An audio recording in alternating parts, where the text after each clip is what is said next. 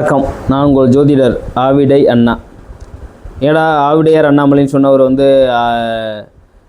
ஆவிடை அண்ணான்னு சொல்கிறான்னு பார்த்தீங்கன்னா, அது ஆவிடை அண்ணாவுக்கு பொருள் எடுத்துக்கிறங்க. அதுலேயே உங்களுக்கு எல்லாமே தெரியும். ஒன்றும் இல்லை, இப்போ சனி பெயர்ச்சி ஆகிருக்கு வாக்கிய பஞ்சாங்கப்படி.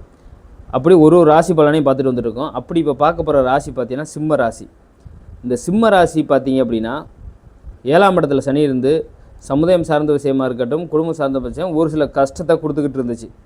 ஏற்கனவே சனி சிம்ம ராசிக்கு எங்கே இருந்தாலும் கெடுதல் பண்ணிடுவார்.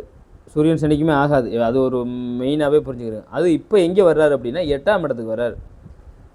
நீங்கள் நல்லா புரிஞ்சுக்கிறீங்க. வண்டி வாகனத்தில் போகும்போது ரொம்ப எச்சரிக்கையாக போங்க.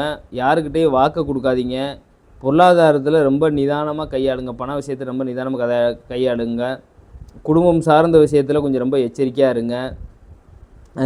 அதே மாதிரிக்கே பார்த்தீங்கன்னா விபத்து கண்டு அசிங்கமானதை சந்திக்க மாதிரி இருக்கும். அஷ்டம சனியில் வருது, அதனால் ரொம்ப எச்சரிக்கை நிதானமாக இருங்க. அதே மாதிரிக்கே அவர் 10ஆம் இடத்த 3ஆம் பார்வையை பார்க்குறாரு. தொழில் பண்ணுறவங்கெல்லாம் பார்த்தீங்கன்னா திடுக்குன்னு திருப்பங்கள் வரும். எங்கேயும் பணத்தை எங்கேயாவது முதலீடு பண்ணி லாஸ் பண்ணிவிட்டு அதனால அசிங்கப்பட்டு அவமானப்பட்டுக்கிட்டு தெரியாதீங்க. கண்ட பெர்சன் தொழிலில் திடுக்குன்னு திருப்பம், இதனால் பெரிய ஒரு விரயம் இது மாதிரி சந்திக்கிற சூழ்நிலையை உருவாக்கிறோம். அதனால கஷ்டப்பட்டு அசிங்கமான ஒரு பேரை சம்பாதிக்கிற சூழ்நிலை உருவாகிடும். அதே மாதிரிக்கே 2ஆம் இடத்தை பார்க்குறாரு 7ஆம் பார்வையா. அதே மாதிரி அப்போ 2ஆம் இடத்தை பார்க்கும்போது குடும்பம் சார்ந்த விஷயத்தில் ரொம்ப அக்கறையாக இருங்க, ரொம்ப நிதானமாக இருங்க.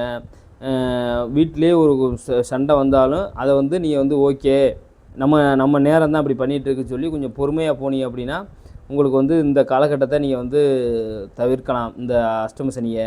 அதே மாதிரிக்கே அடுத்து பார்த்தீங்கன்னா உங்களுக்கு பார்த்தீங்கன்னா 5ஆம் இடத்தை பார்க்குறாரு. பூர்வ புண்ணியத்தை பார்க்கும்போது பார்த்தீங்கன்னா குலதெய்வ கோயிலுக்கு அடிக்கடி போங்க.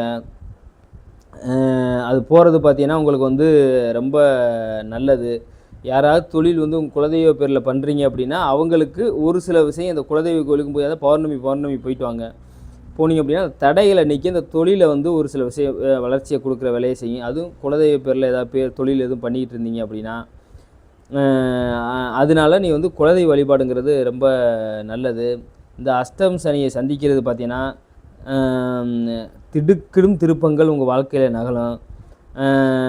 யாருக்காவது உண்மையிலே சனி 8லேருந்து திசையோ புத்தியோ நடந்துக்கிட்டு இருக்கு அப்படின்னா ஒரு விபரீத ராஜயோகத்தையும் கொடுக்கும்.